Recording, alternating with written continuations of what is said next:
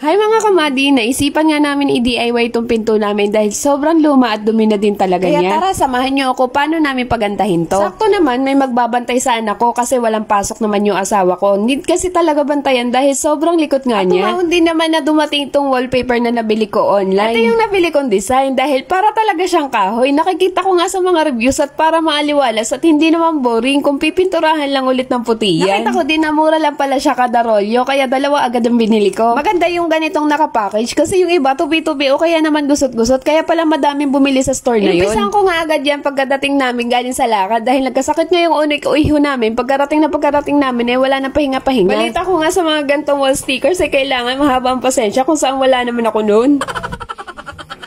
Yung asawa ko talaga may mahabang pasensya sa amin. Siguro dahil na minsan may postpartum attack ako, hindi maiiwasan yan sa ibang mga nanay. Totoo po yun. Once na ikaw ay nanganak na, asahan mo, magkakaroon ka nito. Pinunasan ko nga muna yung pinto namin kasi malikabok at para na din maganda ang pagkakadikit. Naalog-alog nga yung kuha ko dyan. Natatawa nga yung taga-video ko kasi habang nagpupunas ako, nagvo-voice over ako kunwari. Hindi po maintindihan yun ng iba. Akala nila nag-iinarte. Sa totoo lang, mahirap po ang meron nito.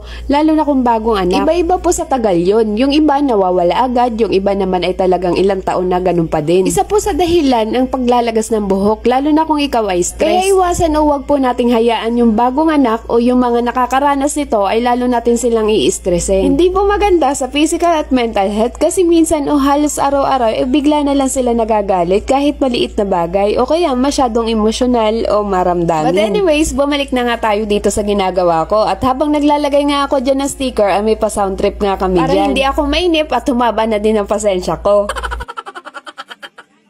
Totoo pala talaga na nakakawala ng pasensya ang pagdidikit nito pero unang dikit ko pa lang ay nakakaubos nga. Kinukwentuhan nga agad ako ng asawa ko dyan kaya bago magdikit ay nadaldal na agad. Pag nagdidikit na ito, magdala ka o magbaon ka ng mahabang pasensya pero worth it naman kapag pinaghirapan. At nung naidikit ko na nga yung unang layer, nagandahan na nga agad ako para talaga siyang kahoy. Bukod pa doon, masarap sa pakiramdam kapag pinaghirapan. Habang nagdidikit nga ako dyan at nagtitipid nga kami sa kuryente, buti na lang andito yung Power PH na solar electric fan. Dahil gusto nga ng anak ko, solo ang electric fan, sumakto naman naglalaro siya ay naka-charge nga si solar panel sa may bintana namin habang ginagamit. Gamit na gamit nga sa amin yung solar electric fan sa tindi ng init ngayon. Hindi naman ako nagwa-worry kapag biglang umulan tapos nabasa yung pinaka-panel niya dahil waterproof nga siya. Tinuloy ko na nga ang pagdidikit ko dyan bago pa mawala ang pasensya ko. Inabutan nga pala ako ng ilang oras dyan. Tingnan nyo mga kamadi, hindi pa nga ako tapos dyan pero gandang-ganda na talaga ako. Natapos ko na nga dyan dahil may sobra pa nga at sinipag na din naman dahil nga sa ganda ay sinama ko na nga tong pinto ng CR namin. Nagbihis na nga ako dyan kasi nga sobrang pawis ko na. Meron naman na wallpaper yan sa CR namin pero dahil luma at madumi na din ay papalitan ko na din at para naman katulad siya sa kabilang pinto. At yung pinakaharang niyang pinto ng CR namin, pinapinturahan ko nga sa asawa ko para magmukhang bago na din. Dapat ganito din gagawin ko sa isang pinto na nakahiga para mas mabilis kabit, hindi lang talaga matanggal yung isang pinto sa sobrang dikit na nga yung pinakabakal niya. Medyo mabilis na nga ako dyan dahil gamay ko na at lapat na lapat yung pinakapinto niya. At natapos ko na din sa wakas. From this to this.